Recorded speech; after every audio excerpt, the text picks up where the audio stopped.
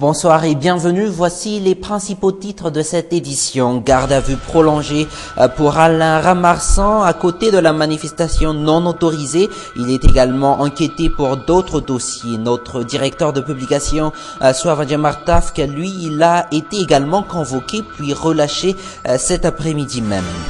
Et Razan Armampian, lui, il s'est envolé à Addis Abeba pour assister au sommet du COMESA avant son départ à Fénérivest. Le chef de l'État a directement menacé ses opposants. La mototaxi, une nouvelle solution pour sortir des embouteillages, un nouveau projet qui fait pourtant la galère des taxis et des taxis-B. Et à l'étranger, les résultats du second tour des élections départementales en France, lourde défaite pour la gauche socialiste.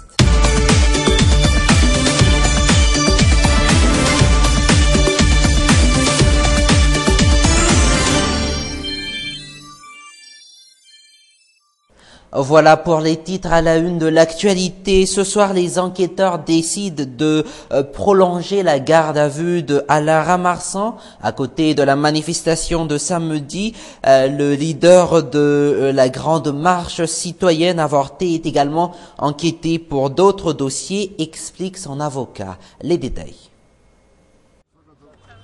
Embarqué par les forces de l'ordre à Vasakos, Alain Ramarsan est retenu depuis samedi au camp de la gendarmerie de Betungulu, à l'heure de la grande marche citoyenne, manifestation passive pour contester la misère et la pauvreté que vive la population.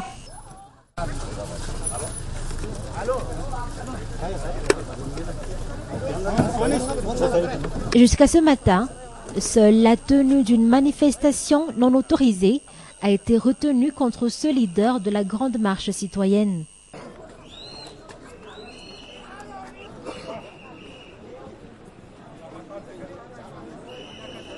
Prévu différé ce matin au parquet, la garde à vue d'Alain Ramarsan a été prolongée.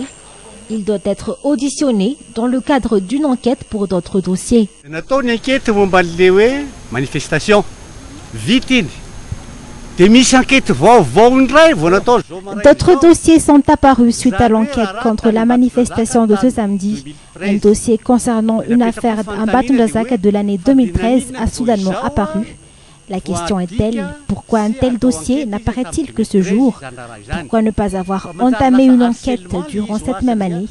Cela ressemble à un harcèlement. L'État profite de cette situation pour incriminer Alain Ramarsan de plusieurs autres affaires. En tenant compte des secrets de l'enquête, on ne peut en dire plus concernant les autres enquêtes. Par rapport au dossier, en tant que son avocat, nous pouvons dire que le dossier n'a rien d'alarmant. Le dossier devrait se poursuivre à la justice et nous en tiendrons compte de la suite.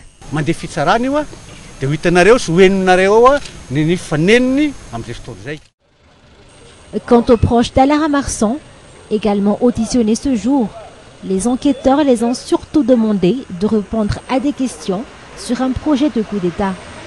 Au moins 3 inculpations seraient retenues contre Alain Ramarsan. Des accusations non fondées, déclare son avocat. La stupeur ce matin lorsque le journaliste Souavandja Martaf qui était convoqué devant les enquêteurs de la gendarmerie nationale après 3 heures d'attente. Il fut un temps relâché puis reconvoqué vers 12h45 devant la presse. Notre directeur de la publication explique qu'il a été enquêté au sujet des projets d'Alain Ramarsan. Les détails toujours avec Touvra Kutunjavondi. Souavandja Martaf, qui à la sortie de la caserne de la gendarmerie de Betungulu, où il a également été auditionné, il était 15h30. Je suis passé par plusieurs interrogatoires. On m'a interrogé puis relâché parce qu'on n'avait plus besoin de moi. Les gendarmes m'ont embêté pendant plus de 3 heures, mais ce n'est pas grave si c'est le seul moyen pour découvrir la vérité. Une deuxième relaxation après une interrogation de plus d'1 heure. On m'a accusé d'être le complice d'Alain Ramarsan, c'est ce que je peux confirmer. Puis après, j'ai signé mon PV juste pour justifier tout ce qui était écrit et passé durant mon audition. Convoqué à la caserne de la gendarmerie de Betungulu, là où Alain Ramarsan est gardé depuis samedi, Soavanji Amartaf arrive sur les lieux vers 9h. Auditionné pendant près de 3 heures, il est relâché vers 12h30. À ses côtés, les membres de la presse et le président de l'ordre des journalistes de Madagascar. Une convocation qualifiée contraire aux principes républicains, dénonce Général Rakotinirine. Je ne cesse de souligner que la presse et les forces de l'ordre fassent chacun son travail dans les règles. On n'a pas le droit de menacer qui que ce soit avec une arme. Tout dépendra de la situation, mais nous allons toujours nous concerter. Comme les images le montrent, le journaliste Soavanji Amartaf était samedi dans la voiture d'Alain Ramarsan pour une interview exclusive. Était-ce une faute de sa part?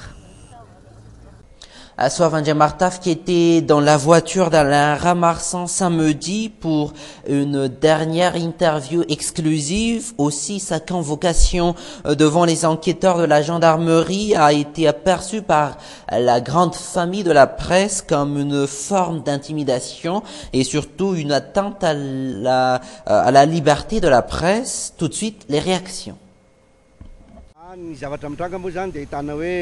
Si l'État a employé de tels moyens samedi, c'est que le régime en cours se sent menacé.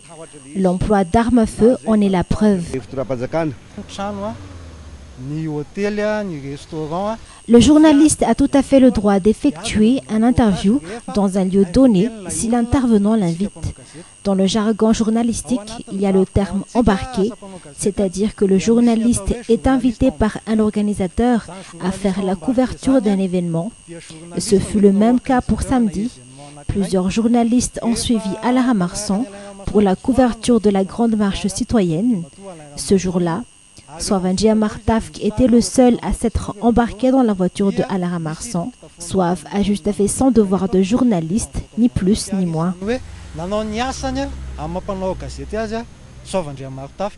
Le MAPAR a condamné l'arrestation d'Alain Ramarsan en marge de la commémoration des événements de 1947 par le biais de Christine Razanamasu. Il demande la libération inconditionnelle de ce politicien Nanjan Radzanson. Il était 11h quand la délégation du MAPAR arrive devant la stèle du MDRM. À sa tête, Christine Razanamasu, coordinatrice nationale du groupement.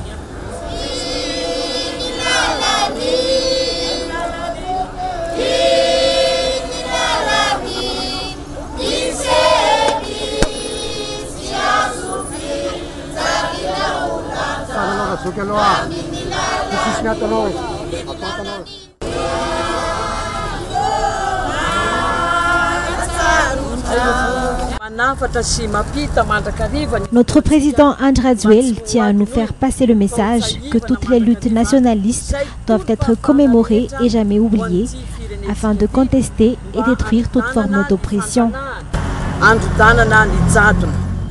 Une commémoration symbolique des événements de 1947, mais une occasion également pour le MAPAR de répondre aux questions des journalistes sur les actualités brûlantes, entre autres l'arrestation de Alain Ramarsan la veille.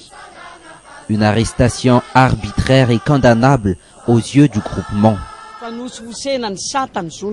Les événements de ce samedi dernier prouvent que le gouvernement ne respecte ni la démocratie ni les droits de l'homme. Le groupement MAPAR réprimande ces actes. De tels agissements ne doivent être faits à l'encontre de la presse.